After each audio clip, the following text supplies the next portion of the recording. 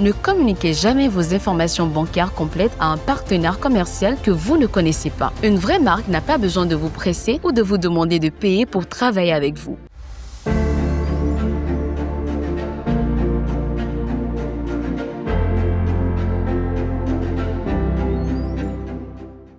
De plus en plus de femmes utilisent Internet pour générer des revenus, vendre des produits en ligne, proposer des services, créer du contenu sur TikTok, YouTube ou Instagram, rejoindre des formations d'affiliation, offrir des formations ou des consultations à distance. C'est une opportunité réelle, une forme d'autonomie économique que le numérique a rendue accessible à toutes. Mais cet espace attire aussi des personnes malveillantes et les femmes qui cherchent à générer des revenus en ligne sont des cibles privilégiées pour certaines arnaques. Voici les arnaques les plus courantes que vous devez connaître. Les fausses opportunités de collaboration. Un inconnu vous contacte et vous propose un partenariat lucratif, sponsorique, ambassadrice de marque, contrat publicitaire. Il demande vos coordonnées bancaires pour vous payer, puis il disparaît ou pire, il utilise vos informations pour vous voler. Les arnaques aux abonnés et à la visibilité. Des services qui promettent de faire exploser votre audience contre paiement. Dans la plupart des cas, ils livrent de faux abonnés qui n'améliorent rien et peuvent même nuire à votre crédibilité sur les plateformes. Les faux programmes de formation ou de mentorat. Des promesses de revenus rapides importants en échange d'un investissement initial. Ces schémas ressemblent souvent à des pyramides de vente déguisées.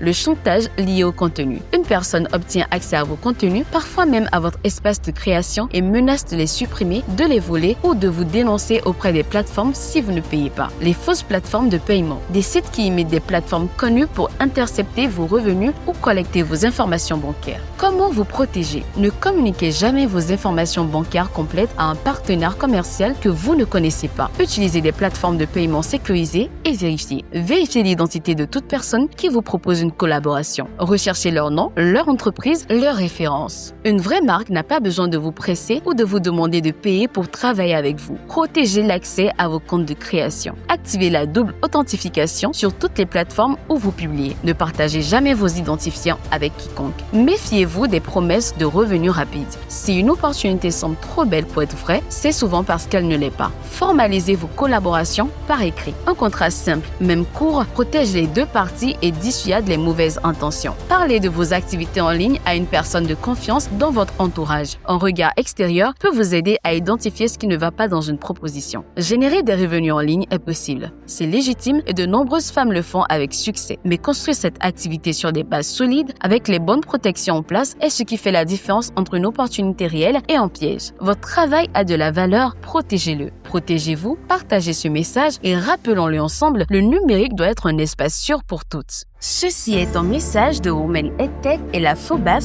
avec l'appui technique et financier de l'Association des blogueurs pour une citoyenneté active et le soutien de ses partenaires, notamment la Fondation de l'innovation pour la démocratie, Inades Formation et Macom.